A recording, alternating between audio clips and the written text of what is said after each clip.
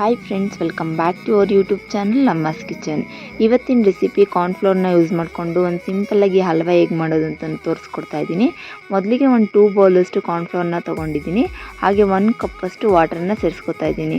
ವಾಟರನ್ನ ಸೇರಿಸ್ಕೊಂಡಿದ ನಂತರ ಈ ಥರ ನೀಟಾಗಿ ಮಿಕ್ಸ್ ಮಾಡ್ಕೋಬೇಕು. ಇಲ್ಲಿ ಕಾರ್ನ್ಫ್ಲೋರ್ ನೀಟಾಗಿ ಮಿಕ್ಸ್ ಮಾಡ್ಕೋಬೇಕು. ಯಾವುದೇ ರೀತಿ ಗಂಟಾಗದೇ ಇರೋ ಥರ ಈ ಥರ ಒಂದು 5 ಮಿನಿಟ್ಸ್ವರೆಗೂ ನೀಟಾಗಿ ಇದನ್ನ ಮಿಕ್ಸ್ ಮಾಡಿಕೊಂಡು ಪಕ್ಕಕ್ಕೆ ಇಟ್ಕೊಳ್ಳಿ.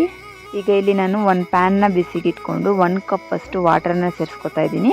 ಹಾಗೆ 1 ಕಪ್ಪಷ್ಟು ಸಕ್ಕರೆನ ಸೇರಿಸ್ಕೊತಾ ಇದ್ದೀನಿ. ಸಕ್ಕರೆನ ಸೇರಿಸ್ಕೊಂಡಿದ ನಂತರ ಇದನ್ನ ನೀಟಾಗಿ ಮಿಕ್ಸ್ ಮಾಡ್ಕೋಬೇಕು. ಸಕ್ಕರೆ ನೀರಲ್ಲಿ ನೀಟಾಗಿ ಕರಗಬೇಕು, ಅಲ್ಲಿವರೆಗೂ ಇದನ್ನ ಮಿಕ್ಸ್ ಮಾಡ್ಕೊಳ್ಳಿ. ಈಗ ನೋಡ್ತಾ ಇದ್ದೀರಲ್ವ, ಸಕ್ಕರೆ ನೀಟಾಗಿ ಕರಗಿದೆ. ಈಗ ಇಲ್ಲಿ ನಾನು ಮಿಕ್ಸ್ ಮಾಡಿ ಇಟ್ಕೊಂಡಿರೋ ಅಂಥ ಕಾರ್ನ್ಫ್ಲೋರ್ ಮಿಕ್ಸ್ಚರ್ನ ಸೇರಿಸ್ಕೊತಾ ಇದ್ದೀನಿ.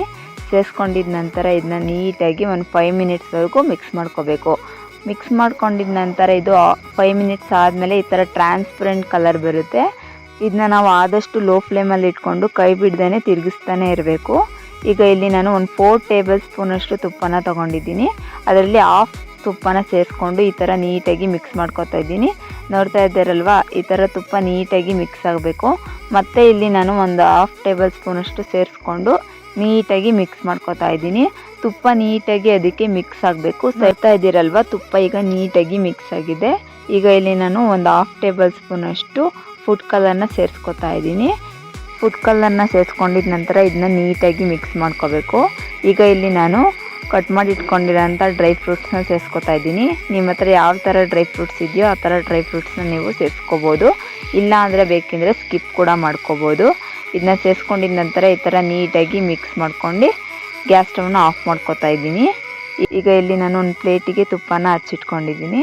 ಈಗ ಇದನ್ನ ನಾವು ಪ್ಲೇಟ್ಗೆ ಶಿಫ್ಟ್ ಮಾಡಿಕೊಂಡು ಈ ಥರ ನೀಟಾಗಿ ತಟ್ಕೊಳ್ಳಿ. ಈ ಥರ ರೌಂಡ್ ಶೇಪ್ ಬರೋ ಥರ ನೀಟಾಗಿ ಇದನ್ನ ತಟ್ಟಿ ಇಟ್ಕೊಳ್ಳಿ. ಈಗ ಇಲ್ಲಿ ನಾನು ಸ್ವಲ್ಪ ಡ್ರೈ ಫ್ರೂಟ್ಸ್ನ ಮೇಲೆ ಸೇರಿಸ್ಕೊತಾ ಇದ್ದೀನಿ. ಸೊ ಇದನ್ನ ನಾವು 1 ಅವರಷ್ಟು ಕೂಲ್ ಆಗೋದಕ್ಕೆ ಬಿಡಬೇಕು.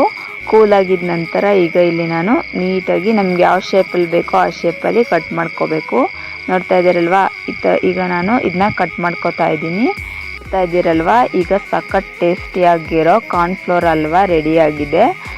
ತುಂಬಾ ಸಾಫ್ಟಾಗಿ ಬಂದಿದೆ. ತುಂಬಾ ತಿನ್ನೋದಕ್ಕೂ ಅಷ್ಟೇ ತುಂಬಾ ಟೇಸ್ಟಿಯಾಗಿರುತ್ತೆ. ನೀವು ಒಂದ್ಸಲಿ ಟ್ರೈ ಮಾಡಿ ನೋಡಿ. ಇದೇ ಥರ ಹೊಸ ರೆಸಿಪಿಗಾಗಿ ನನ್ನ ಚಾನಲ್ನ ಸಬ್ಸ್ಕ್ರೈಬ್ ಮಾಡಿ, ಲೈಕ್ ಮಾಡಿ, ಶೇರ್ ಮಾಡಿ, ಕಮೆಂಟ್ ಮಾಡಿ. Thank you.